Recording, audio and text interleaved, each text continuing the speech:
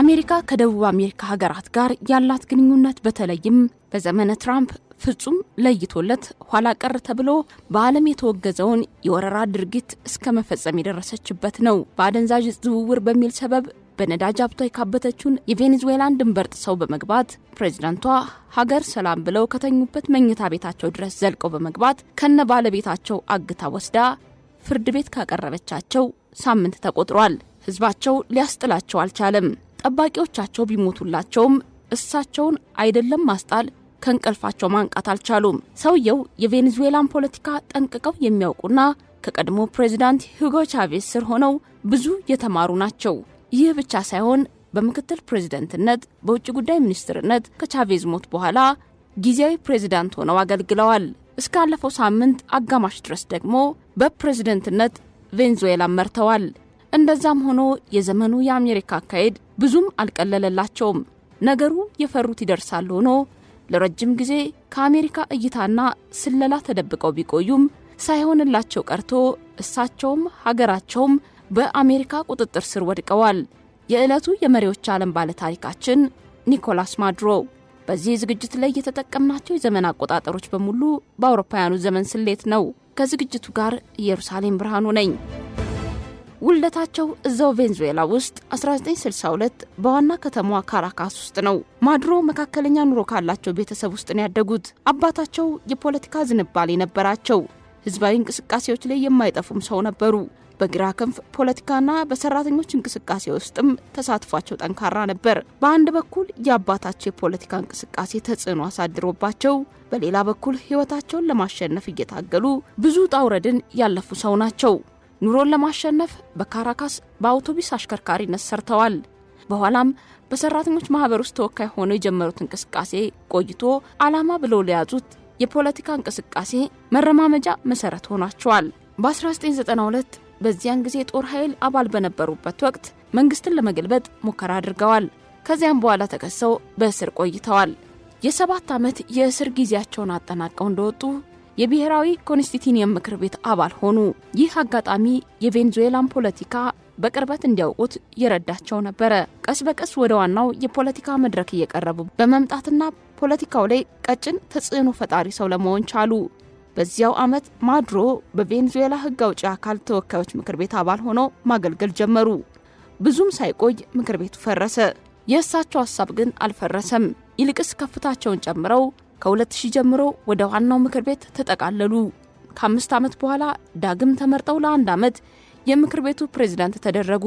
ሰውየው በሂደት እንዴት ወደ መሪነት በፖለቲካ ብቃት መሸጋገር እንደሚቻል ጥሩ ማሳያ ተደርገው የሚወሰዱ ናቸው። በዚህም የስልጣን እርከናቸውን እየጨመሩ ተቀባይነታቸው እያደገ ፖለቲካው ላይ ጠንካራ ተጽዕኖ መፍጠር ሲጀምሩ ስልጣናቸው እያደገ መጥቶ የቬኔዙዌላ የውጭ ጉዳይ ሚኒስትር ሆነው ተሾሙ። በዚህ የስልጣን እርከን ውስጥ እያሉ ከአሜሪካና አጋሮቹ የሚደርስባቸውን ጫና ለመቋቋም ከወዲያኛው ክንፍ ካሉ ሀገራት ጋር ወዳጅነት መመስረትን ተያያዙ። በላቲን አሜሪካ ማህበራዊ ግንኙነት፣ ፖለቲካዊና ኢኮኖሚያዊ ትስስርን ለማጠናከርና የአሜሪካን ተጽዕኖ ለመቀነስ የተመሰረተውን የቦሊቬሪያን ህብረት በማራመድ ጠንካራ ስራ በመስራት ስማቸው መነሳት ጀመረ። ወዳጅነታቸውም ፍጹም የአሜሪካ ጠላት ተደርገው ከተፈረጁት መሪዎች ጋር ተጠናክሮ የጋራ እስከ መሆን ደረሰ። በተለይም ከሊቢያው መሐመድ ኦመር ጋዳፊ፣ ከዚምባብዌው ሮበርት ሙጋቤና ከኢራኑ መሐመድ አህመዲነጃድ ጋር ክርክር የሚያስነሱ የዓለም መሪዎች ጋር ወዳጃዊ ግንኙነቶችን ለመገንባት ጠንካራ ስራዎችን ሰሩ። እነዚህ ሁሉ ድርጊቶች በአሜሪካ መንግስት ጥርስ ውስጥ እንዲገቡ ያደረጓቸው አጋጣሚዎች ናቸው። የማዱሮ ተጽዕኖ ፈጣሪነትና ታዋቂነት በመንግስት ውስጥ እየጨመረ መታየት ጀመረ። በተለይም ቻቬዝ 2011 ላይ ካንሰር እንዳለባቸው ከታወቀ በኋላ ራሳቸው ቻቬዝም ማዱሮን ምርጫቸው አደረጉ። ጥቅምት 2012 በተደረገው ምርጫ ቻቬዝ በፕሬዝዳንትነት ምርጫ ካሸነፉ በኋላ ማዱሮ ምክትል ፕሬዝዳንት ሆነው የሀገሪቱ ሁለተኛው ሰው ለመሆን በቁ። በዛው ዓመት ቻቬዝ ለሌላ ዙር ቀዶ ጥገና ወደ ኩባ ከመጓዛቸው በፊት ድንገት የሚሆነው አይታወቅም በሚል ማዱሮን እንደ ተመራጭ ተተኪ መርጠው ሰይሟቸው ወደ ሕክምናቸው አቀኑ። ከዚያ በኋላ ያለው የቻቬዝ ሕክምና ብዙም መሻሻሎች ሳያሳይ ቀርቶ ህልፈታቸው ተሰማ። የህልፈታቸውን ዜና የሚያሳውቁት ግዙፉና ኮስታራው ማዱሮ ነበሩ። ማዱሮ የቻቬዝ የቀረውን የስልጣን ዘመን ለማጠናቀቅ በፕሬዝዳንትነት ለመመረጥ ሚያዝያ 14 በተካሄደው ልዩ ምርጫ ላይ ተወዳደሩ። ጫን ያለ ፉክክር ገጠማቸው።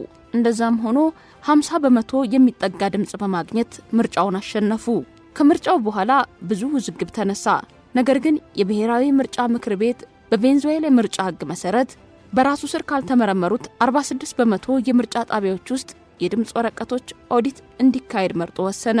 ተቀናቃኙ ካፕሪሌስ ግን በዚህ ኦዲት ላይ ለመሳተፍ ፈቃደኛ ሳይሆን በመቅረቱ ማዱሮ ወንበራቸውን አደላድለው አጸኑ። ከዚህ በኋላ ማዱሮ አጥብቀው የሰሩት ስራ የተከፋፈለችውን ሀገራቸውን አንድ የማድረግ ጥረት ነበር።